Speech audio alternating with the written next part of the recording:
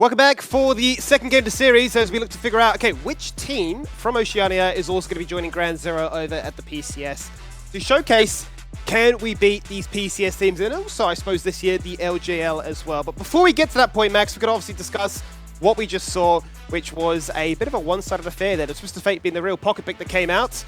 Bliss going to stick to their guns and go blue side again. It really was kind of a surprising affair. I think Team Bliss have seemed out of their groove. They have kind of not shown the same dominance anywhere near as close as they maintained throughout the regular season.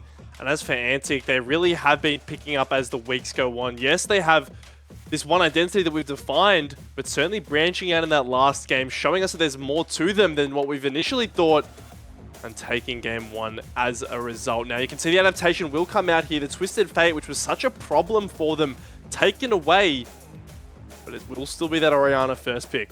And it certainly will be. We mentioned would it be the Nile, would it be the Twisted Fate, and I'm glad to see the adaptation be the answer, but it looks like for the most part, otherwise, it is just going to be a case of running it back. Nothing else has changed. The same champions, the same bands from the side of Antic. So surely, with that in mind, something has to budge here from the fifth side. And it'd be almost comical if someone was like, well, I'll just play the Nara instead then. Okay, so it's going to be the Nocturne for that combo with the Orianna picked up here. Now, it does mean you're not going to be able to pick up your AD carry. They're going to slam the Nautilus instead. This really was something that Draco looked absolutely fantastic on last game. And almost going to be one of the more priority champions. Even yesterday, it was hotly contested, even being first picked. But it will obviously give over the opportunity for the side of Antic to pair this Xayah with whatever support they choose. Now, the Rel would be interesting, obviously a flex pick, but instead it looks like they will head towards this Rakan, completing that Lovers duo, and now they have the opportunity to really pinch this AD carry pool. That they certainly do. Can really make things a little bit more difficult then for the likes of Violet, who we know has a pretty deep champion pool, but going to remove a lot of that pop-off potential. We obviously saw Lemus last night play the Kai'Sa, and it looked very, very strong. So denying that one right out the gates first of all. But I'm curious to see really what Team Bliss are looking to try and put together, because obviously they've got the makings of the Orianna shockwave delivery system. We've seen that countered by the ability to have mobile champions as well as a flash to break up the timing. But what are the missing pieces that Antic want to remove? Well, it looks like obviously the Kai'Sa ban really nice. The best champion to have with all of that dive, and you're looking at really what else would Violet want to pick here? Lucian potentially, but obviously you're not having that Enchanter to pair alongside yourself. And they're going to go with the Ornn here, so really taking away Team Bliss's opportunities to engage. It feels like whenever this K'Sante Ornn's able to come through, it really has been effective in pinching Biopanther.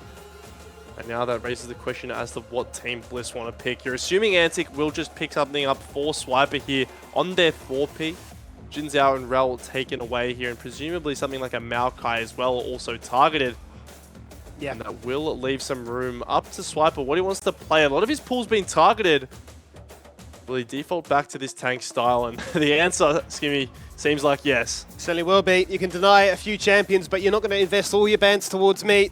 And that Poppy certainly going to be one of the other answers he has always tucked up his sleeve. I'm curious to see where Bliss then decide to flex this one. You've already mentioned the Lucian being a nice little option for him. The last time they played the Orianna Nocturne, it was with a Senna as well as an Ornn. You could certainly play the Senna Nautilus as a bot lane perhaps. But we did see what happened for Violet yesterday when he played the Senna. It felt like a bit of a drop-off as a result. Okay. Instead, they will go for a variation of the classic Aphelios Fresh lane. They're going to go for the Nautilus instead with it. It's going to give them a lot more agency there, a little bit more ease of avenue with the CC, and then just say the Aatrox, it's coming out with a better draft this time. Yeah, this time there won't be a TF to answer that in the top lane. Obviously, there are still a fair few counter picks into this champion, Na being the one that they banned away in game one. But the Poppy pick for me from Swiper really is a lot down the peg in terms of priority list. I think that the fact that it doesn't really have too much value with the steadfast presence, besides really, an Aatrox E, perhaps a Nautilus Q and that dash, but really not going to be the ideal Poppy game. However, Na, like you said, Zoranus, one of his best champions, able to teamfight both really well, but also contest Aatrox in this 1v1. As the scaling comes into effect, he really does have control of this side lane, and will perhaps be looking to produce a similar pressure as he was able to pull off on the Twisted Fate. Certainly can do. Once upon a time, we'd see Nas run rampant with the Hullbreaker as an item of choice and just be a bit of a split-pushing menace, very similar to what we saw coming out of the Twisted Fate. But to receive a respect ban on it in game one, and for it to come out into a matchup you've literally just dominated on before, certainly does put them in good stead to show that they can look to lead for a 2-0 match point. But it's worth noting, that Bliss have definitely gone for a much easier comp to execute. The Orianna for Harry looked fantastic into Ryoma. The pressure was always there. And with the Nocturne now, surely your kill pressure is a lot more reliable. Well, that's what you hope. I think that, Team Bliss have put themselves together a really nice, simple team comp way to play the game. Yes, you have a Xayah on the other side who's going to be a bit annoying in terms of being able to execute that Nocturne Orianna combo, but there still is a lot of ways to actually disrupt this fight. Scott will get his hands on the Nautilus to be able to trade those out. And so you're anticipating that Team Bliss, kind of like last game, which they weren't able to find much success in doing, are going to be looking at that 5v5, going to be looking at pulling the trigger first, whereas Antic, they've got a lot of disengage, they've got a lot of ways to make room for their side laners. It really is the tail of the sword and the shield here. Well, let's see then, which will prevail? What is your weapon of choice as you load into the rift for game number 2? Antic lead this best of 5 with the initial win. And with some crucial adaptations being made here by Bliss, is this the game that helps to reset the mental? You really need it. You really do need that break. Obviously, having lost 4 games in a row, all in playoffs, is no easy feat to come back from. And so Team Bliss have returned to comfort here. The Aphelios for Violet, something we haven't really been seeing so much of, especially in this AD carry meta. As the hook will land, a little bit of poke onto Ryoma, but nothing much to follow. Kind of deja vu from last game, Skimmy, where Draku walked into the mid lane through the hook and got a little bit of a poke out. Now, this will be effective in either dampening Ryoma's lane in terms of taking a bit of HP out, or actually forcing him back to base. He will manage to stay in lane as Harry walks up, drops a ward, and gets vision of Swiper. So this Poppy's start will be known to Team Bliss. Be very happy with the way things have functioned. What is Antic up to this time around? Hanging out in that tri-bush, waiting to see if anybody would poke their head into lane. Certainly giving both the likes of Violet and Scott something to consider. As they do see that they pop up, perhaps feigning that a ward was placed in there to deter Winer off poking his head into this lane, at least pre-level 6. But certainly, they need to find some stability in this lane, given that it was the Lucian army that fell behind in a straight 2v2. No jungle pressure, just an unforced air rip. And into that of a reliable Xayah Rakan, you're hoping that the Aphelios can excel. Yeah, we'll have to check in with the lane state once again. As you can see, the mid lane all firmly in control of Harry and this Orianna. That's one of the standards that you know you're going to get with this matchup, is the early push. Now, how did Team Bliss use this? Obviously, they weren't able to find any invades last game. Why not looked for one, but was shut down. This time on the Nocturne, would be able to outpace the Poppy if he does so choose. Now, the limiting factor is that bot lane priority. You can see King and Draku have the shove, which means that even though he knows where Poppy is, he knows where Swiper is clearing to, he won't be able to find that little invade. So just leveraging that Xayah Rakan counter pick here to be able to find value. As Violet, looking to scale up. That's one of the things that Aphelios can struggle with in this matchup, is those early game 2v2s where he doesn't have the power to keep up with that empowered Xayah Rakan. As the game goes on, he feels more and more confident in terms of being able to machine gun back with all the DPS that he provides. Notice once again though, every game feels like he has this early priority and is going to use it to spot out Why Not here. Certainly is. 4 games played of the champion this split. It's his most played in his entire career with 18. It's a big reason why it was denied and why it certainly should be feared. And it will very much be like Twisted Fate, especially in this early laning phase, right? A big lane bully, but the big turning point will be level 6, right? And the ability to say, well, can Biolane close the distance? And who will actually offer more impact once those team fights come around? That's one thing I've always loved about Saronis on Gnar, is the fact that he always seems to have his mega timing perfectly synced up with whatever objective is to come. So not only is he able to be that side lane threat, you imagine heading towards a Tarbies potentially first to avoid any death going from a Nocturne gank. For the time being, though, Swiper is going to scatter a little bit into the jungle here. 2 really nice wards, going to completely map out Why Not's clear and buy his bot lane all this information. That's really what you want to do here with that push coming out from King and Draku, is enable them to continue to be these menaces, enable them to continue to be able to look for 2v2s, because that's how you create this pressure. That's how hopefully you'll be able to get a move up towards this mid lane like we're seeing now. Does look like Scott may have just scooted past that vision line that would have been planted by Antic, so Draku going to walk in here. Actually have some spidey senses and decide against it at the very last moment, whereas Ryoma gets a chance to try and answer back into Harry, who's lagging behind, waiting for that mana to be regen back up. Will shot in the midway first as Scott pokes his head into the lane and never really threatening with a dredge line. Just letting them know that if the fight were to occur, it will just be that straight out 2v2 as King is very healthy in the bot lane as they wrestle control here and making sure that Violet with the blue-purple setup will have push power, but could be under threat as a result. Yeah, it's a bit of an awkward situation here for Team Bliss, and you can see they have to bring one not down. Violet hasn't been able to get a reset, whereas King's gone back to base and picked up 2 longswords. So combat power certainly in the favor of Antic.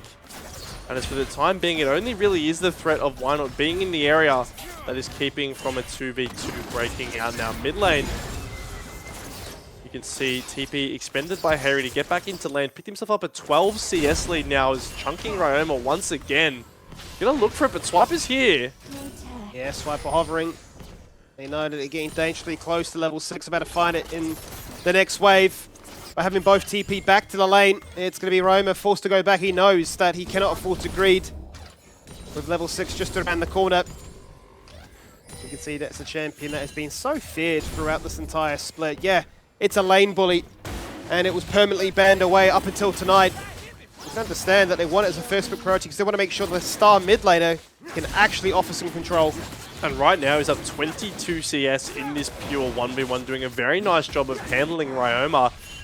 The thing that they weren't really able to find in their previous affair, though, was any advantage off of this push, off of this priority. Now, obviously, the trade did come through for the Grubs last game, but still, it just was that CS lead going in favor of Hayri. Now, the similar situation as we take a look back towards the bot lane, Berserker's Greaves will be the pickup for Violet here, battling the mobility, able to kite in and out of this Zyra Khan. And all across the board, not a kill to be had yet. And all the gold lead really is resting here in the mid lane. It certainly is, yeah. That is the big difference maker at this stage. Nothing really dividing these two teams as to be expected. It's been very much a calm affair in the very first game with what we had like 3 kills in 15 minutes. Much more methodical. Micro outplay, setting up waves and looking for what they can achieve, but that's a beautiful scoop on back. And then the steadfast presence, looking to prevent him from finding much more. The flash comes out thereafter, but by that point, the damage had already been done. A shockwave on their head, really just there to tickle them. Beautiful play from Ryoma and Swiper, combining the Emperor's Divide with a Poppy stun, but ultimately there's not enough damage to get the one-shot onto Hayri. He's able to cast the shockwave flash and get out relatively even in terms of health here. Now, Why Not? He will be spotted. It does have the Paranoia available if he wants to use it, but there's no shockwave for that combo. So despite Ryoma not having flash, he does still feel relatively safe on this Azir. Yeah, waiting to find the ultimate impact with that champion. We always talk about it, Nocturne. Certainly is obsessed with gaining value from that one. Thank you very much for the leash to Swiper. Game over is how Why Not feels about that one. Unable to really exert his carry style clear speeds, but he is going to wrap around here and see what he can find onto the red buff. It's on Vision. So no love lost between these two, and with Roma for what feels like the umpteenth time now is bullied out of lane, forced to go back, and is unable to offer any kind of reprieve for the second time. Then Swiper guarantees it, and even the top laners were soon to get involved. I'm not sure what Why Not was actually thinking there. He had no smite that whole time, perhaps trying to bluff Swiper into delaying the buff, but ultimately will just waste a fair bit of time there in trying to look for an invade. So nice little response from Swiper, and finally, you know, there's a smite going in the favor of Antic. Yeah, he's going to be very happy about that one. Absolutely. And you've heard it from him in these interviews. It feels pretty bad. Doesn't have that many reps on the roll, but it's incredible to be on a team as stacked as this and to still find yourself in this position where it hasn't ultimately mattered too much. Still, nothing much to separate these two teams, apart from that great divide in the mid lane. But the question does become, what can Harry achieve with this? And can he look to try and link up with Why Not to get that combo online nice and early? You'd absolutely hope so. And towards the mid lane is where we really are expecting that to come out, right? Ryoma still has no flash for about 2.5 minutes here. And that will be syncing up with the Dragon Timer. So if there's any point at which they're looking to make use of that synergy, I would expect it to be around there. But you can see Antic, they realize this. They're so good at defensively warding here to make sure that every single spot Why Not could be looking to ult from, at least from that bot side, is completely controlled. So for the time being, we'll just be relegated to clearing his camps now. Decently on pace, but only a camp ahead of Swiper here on this Poppy.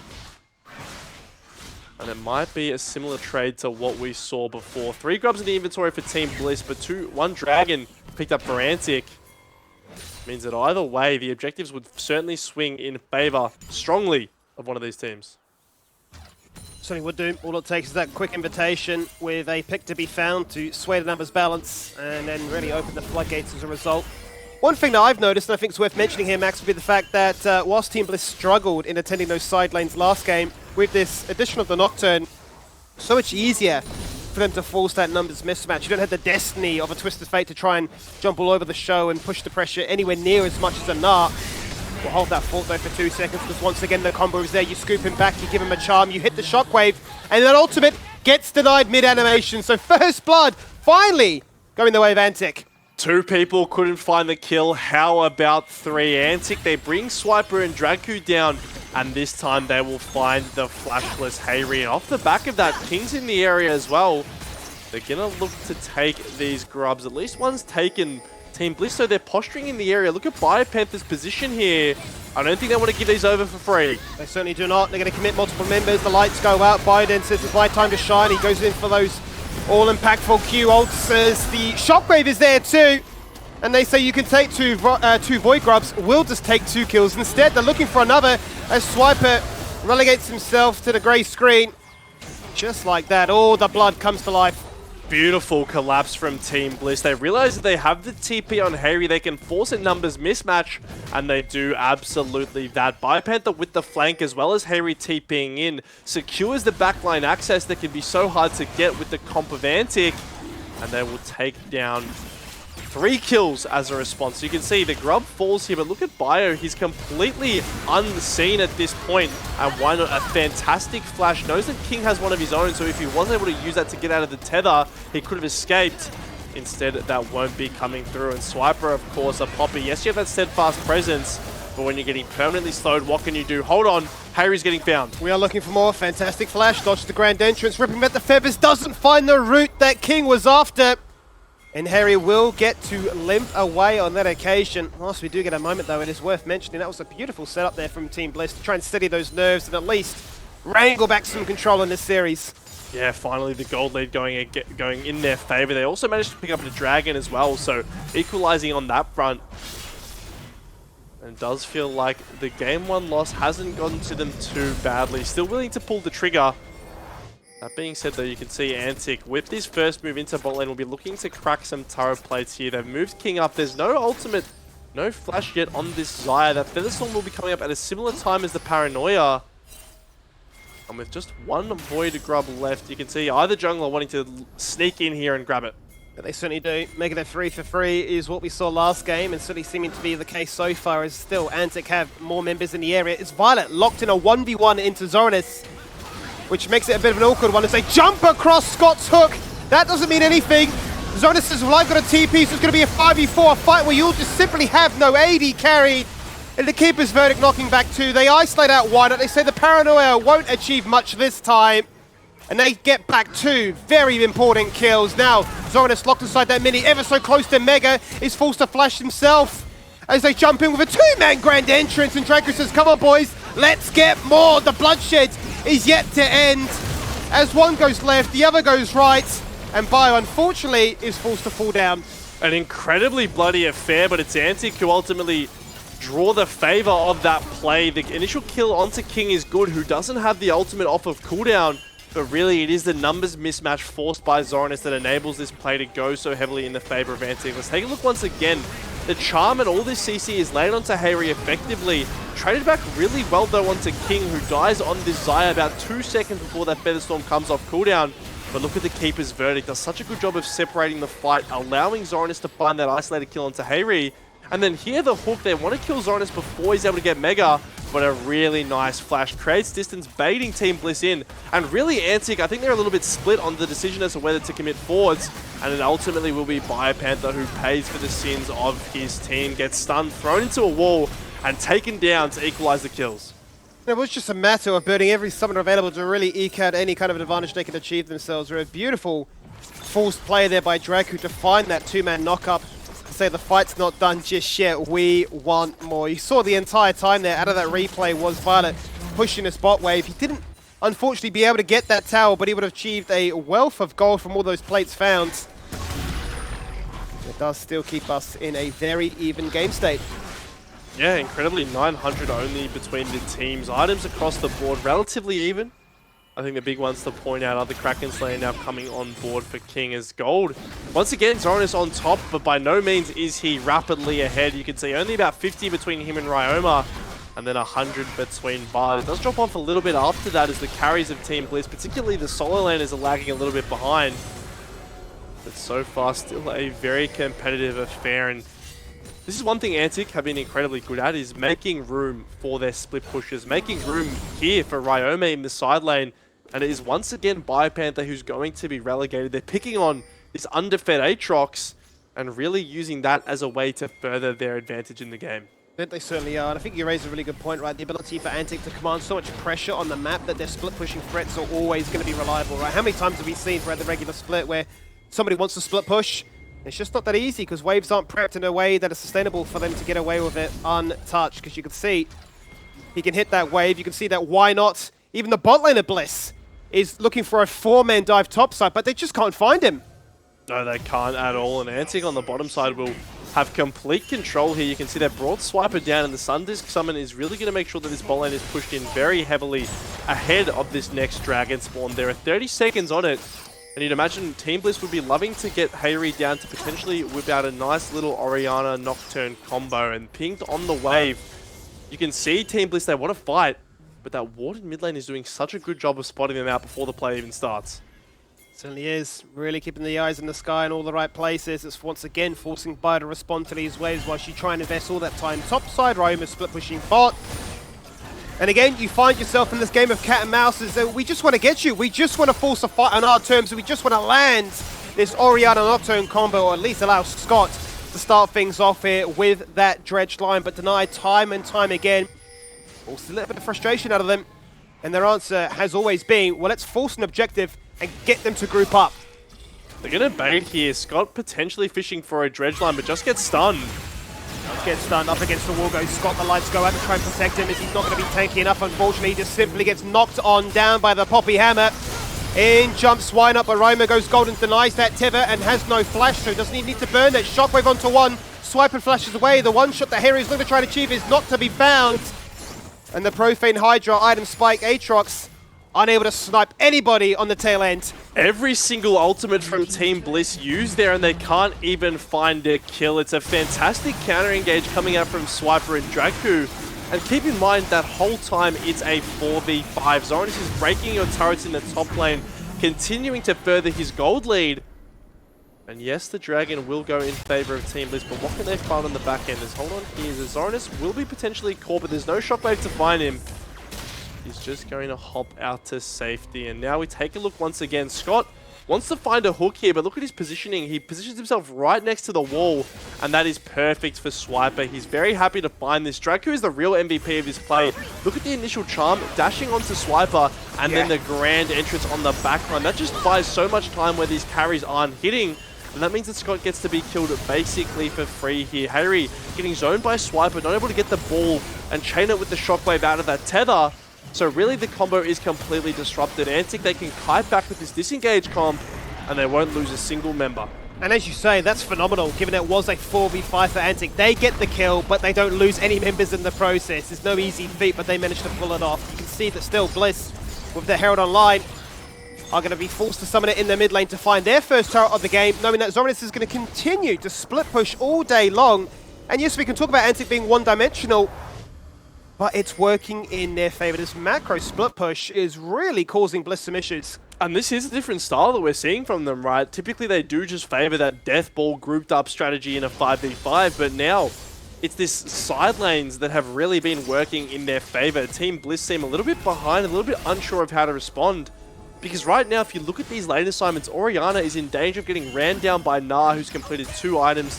Aatrox can't walk up to Azir, who just outranges him. And so on either side of the map, you really just do lose the push. That creates a very awkward situation in mid lane where, okay, you want to be fighting with this Nocturne, but ultimately you never have the members there to back him up. You don't, yeah, and it's definitely causing them to second guess themselves at the best of times, right? Because it's another game where Harry can do so much individually, but was unable to profit from what was a very good laning phase. Going to be that jungle support link up between Scott and Wynot as they once again look towards top lane. That tower still has a fair amount of HP left, but Draku not too far behind is calling for his team to back him up. He summons the quickness, he jumps in, the tether gets broken, the grand entrance goes out, and everybody's here. Ryoma scoops back too, not in tower range, but they'll still get that initial kill! And Ryoma hanging on just for dear life, but Zornis now goes 4-0 on this Snarl, once again showing you why he is so good, getting a triple kill. This guy really is going to try to be the star of the show tonight. Give him the triple kill, give him the Baron as well here, Skimmy. Antic did such a good job of answering that play decisively. Ryoma comes in, fantastic Emperor's Divide, comboed with the Gnar, and that really does secure them the team fight win here. Biopanther, no ult, no summoner spells. Violet does have both the Ghost and Flash, but there's no Moonlight Vigil. They're going to try to stop it. They're going to try and stop it. It's going to be between Biopanther and Violet to make the unthinkable happen. We've seen Smite Steals happen before, but it's not going to happen tonight here, Max. Draku low, dashing across the wall. The Blast Cone, be it the Chemtech map, makes it so easy to disengage away from. And the hero that lands the Smite is the one to fall on down. Swiper will fall on down, but you will absolutely pay that price every day of the week. That Baron picked up basically as close to 20 minutes as you could hope. And here we go once again, Scott, ult flashing to get the initial pick, but where is the damage here? Flash coming out from Zornis to negate it, and look at this combo. Ryoma with the flash, really finding so much value with his Emperor's Divide because it enables the stun to come out from Zornis. And then Team Bliss, they're so overcommitted into the territory of Antic that all they can do is run. Yes, Biopanther finds that kill on the back end, but it doesn't mean much when your whole team's dead. It doesn't mean much whatsoever. Here's a little funny fact for you, Max, where, I mean, it probably doesn't have much context, but if you look at the best Gnars in the world right now for Season 14, 4 games played by Zornis, he's 100% on that win rate. He's got an 11.0 KDA. Nobody in the world even comes close to him, so bit of a beast. Yeah, we can claim for a second that we had the best Gnar player in the world. We'll take that one out of context. It doesn't really matter, but right now he's 5-0, so let's live with it. Yeah, you'll absolutely live with it, and you'll live with all the side lane pressure he's able to create. Antic, this time with the Baron, are very aggressive in hitting on towards these turrets. You can see Team Bliss a little bit behind in rotations as hold on. Once again, they look for the kill on towards Zornis, and he's not been able to bounce out of harm's way this time. The kill's going to come on through. Nearly Wynot dying in the process, but it allows Antic with this Baron buff to still set up a siege. As it stands so far, this Baron, what feels like the second time in a row, hasn't really achieved much for Antic. Their gold lead is only still a 2k favor, but they will just disengage away and look to deny Soul Point.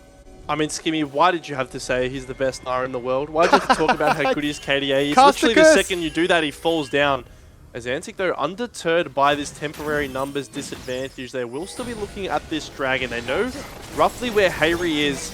He's coming out of base now. Now, keep in mind, the TP is available for Zornis, but this dragon is burning down rapidly. Dragon's going down very, very quickly. Draco looking to try and zone back Biopanther, so no chance to get themselves in an early Soul Point here. 2 apiece, much like game 1 again. So many similarities, and similarly with the outcome as well, but still it is Antic with the 2k lead. Yeah, they will have it. Actually, a negative Baron Gold power play you can see, largely due to shutdown from Zornis going over. That's a fat 1,000 gold that they won't be getting back now. You can see they actually have the inside track on this mid lane here with just 15 seconds left on this Baron. They won't be able to find it, but Zornis is looking. Yep, they're certainly going to look to try and hunt on towards their key target, which is take away King. He burns the Featherstorm, baits them all in. Wynot forced to flash away, as does King too. Moonlight Vigil and a flanking Aphelios. Not very often you get to see that every day, but the Feathers get ripped back, the killer's taken, and Zornis leaps into the backline, as does Ryoma, scooping back the Aatrox. Biopanther not long for this world, as Swiper takes a 1v1 into his old Order teammate. Yeah, Biopanther here going to try to get out, but this is a very fast Gnar. He's going to run him down with the Boomerang, and there comes the shutdown. Once again, Team Bliss just unable to find that initial engage. Violet will remain alive, and you're thankful that you do have some form of wave clear, but ultimately a successful disengage from this side of Antic. They'll continue to grow this gold lead. And yes, you take down King, but really, Skimmy, this game, he hasn't been the main problem.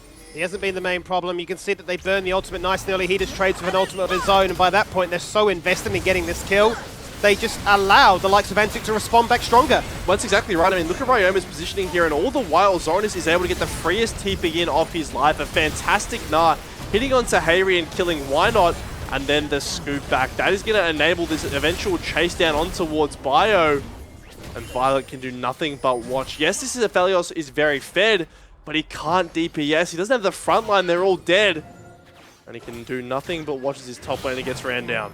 And it just feels like such a crime to say, but for a team like Team Bliss to be so strong during the regular split, they've just lost their edge. They've perhaps peaked too early, to say the least. It feels so bizarre to say that, but they're looking a little bit shell-shocked here. Certainly towards the tail end of last night's series, and that's carried across into tonight as well, down by 3,000 in this game too. And they've got, well, 90 seconds now to lay down a trap, find that vision, potentially set up for another Baron. That's what they want to look for here. You can see Scott getting very aggressive on this Nautilus, but with all the DPS that's available on the side of Antic, one wrong hook, and he is just going to go down. Once again, Hayri confined to the side lane here. Why Not lucky that he's very fast, able to get out there, but it's Antic who are pressuring here. They know they have a temporary numbers advantage, and they're going to use that to take in here and take firm control of the vision. Certainly are going to be a small item advantage for Hayri at the moment in that mid lane matchup, as to be expected. Going to rush that Rabadon's cap first before Roma can achieve that of his own. Sitting on those two rods for the meantime. But that isn't the major concern right now, because it is all about this Gnar, you'd have to say. Incredibly strong. Good toggle from the vision of our observers there, highlighting the fact that Team Bliss do have a bit of an inside track as to knowing if that Baron is being started or not. But yeah, I mean, Zorinus really is having the series of his life. He is topping gold once again here on the Gnar. 7-1 in he is. He has the flash available. That's one of the biggest things here. You can see just hovering on the verge of proccing Mega here is so important in terms of the team fighting ability. Something like that gives you. Biopanther's sitting on a ward here. So often this series, it feels like these little wards have caught Team Bliss off guard and really been the deciding factor. So Antic, they should have full knowledge that Team Bliss are looking to bait something here. The Baron hasn't actually been started. It might be now though. It certainly will do. They say we're not going to fall for any kind of cheese trap. Ward bush tactics. Scott is waiting. Lurking as is Biopanther hunting for a flank. Draco with the quickness active instantly goes in with a flash charm onto one. Harry removed the shockwave and you may just simply win the fight. Out comes the Paranoia, but they're not jumping in. He bides his time, gets scooped straight back, and Aatrox is dead. It's a double for the king of Shurima, as Ryoma is really showing you why you must deny him of this champion. You can kill him in the lane. You can put him so far behind, but when it comes to team fights, that's when he wins. And they don't even need the Baron. You can see the TPs are coming in. Harry's going to try to get his off. It's not going to happen, unfortunately, as quick as the TP would be. It's our first ace of game 2. It's the first ace, and it might be the last one as well. Ryoma cracking this inhibitor here. They put King towards the top lane. So the game isn't going to end just now, but nonetheless, a massive fight in the favor of Antic. The engage is a little bit disjointed from Bliss. They're able to turn very quickly onto Biopanther, kill him before he has a chance to do any damage. And now it's really an overwhelming gold lead. They always have the opportunity to turn back towards the Baron, which they're doing right now. It's pretty slow with just these champions, but they'll get it in the end. Talk about value extracted out of a play like that, Max. You've walked into the enemy base, taken so much, and really are living your best life. Let's run it back again. Hats off to Draco. He's really been impressive. Yeah, he does. He gets the initial fight onto Hayri, who's forced to flash out as a response. Now look at Biopanther. He's got a great position, but in an instant, he is blown up there. Very squishy is this Aatrox. Zorinus using that window to get a flash onto Violet as well. Gnar doing so much work in the backline that ultimately Team Bliss aren't able to find this 5v5 front-to-back condition. Plain and simple, the fights are just ending too quickly. And that means that even Hayri at the back end of this fight, he's unable to get out. The Baron, inhibitor, turrets all going over to Antic. And they certainly are. An 8k gold lead now as they look to pinch onto Hayri. The lights go out to protect him, but the TP comes in. They jump upon one key target. The charm goes out and one is instantly dead. That spell shoot offering no chance to get out of harm's way. Their initial kill was remove the Soriana, and it's exactly what they'll find. The shockwave does nothing. It gives them really a bit of a headache here as the grand entrance once again locks them in place. The Fed Aphelios can only watch from afar as he says, I can't do much, team. I can't kill anyone. He can't do anything there. Antic are so quick to collapse that even all the resources that are committed to try to save Hayri will not be anywhere near enough. Another 3 kills found, and this time they're going to be looking to expose the only inhibitor that they haven't already cracked here. They've got a wave in the spot lane. They're looking for their triple inhib. And they certainly are. 2 inhibs and a Baron now into that final push in the bot lane with another 90 seconds left of this buff. If you get another pick, the game simply ends. That is the trifecta. The super minions now will be overwhelming, and Team Bliss will be locked inside their base. There's nowhere to run or hide, certainly not in this series if you go down 2-0 against a match point. But they have to find an answer and find it quick. Well, they can just stay here, Antic. They've got this Baron for another minute, and Wave's pushing in every single lane now. What can Team Bliss do? They've got the Orianna Nocturne combo available. They're going to have to pull the trigger. One last chance. The Shockwave goes out. The Nocturne combo is there, but they don't find the one-shot onto King. They simply immune it. Draco runs away. His job is complete. They find all they need. The base is in shambles. And so are Team Bliss. The Nexus is exposed at 30 minutes. Antic are on match point. They'll finally find the combo, but it doesn't matter. Antic are 2 ahead. And really, all throughout that game, their disengaged comp paid dividends. They were always able to kite back, negate the initial damage, and turn the fight around. And Skimmy, 5 losses in a row for Bliss, 2 for Antic. They're on match point.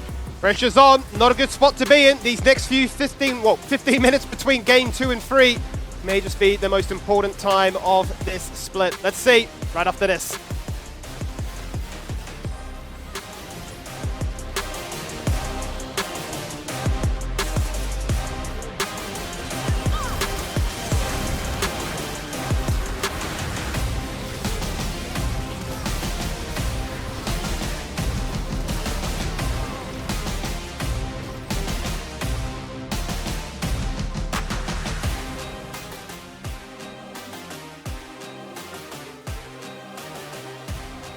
Graham is being baited. He flashes away. Instant buster shot to Kisse, who packages him once. Valkyrie's the second time and says, that's a double, make it a triple. Ryoma, welcome back home, but you've got to get through me first.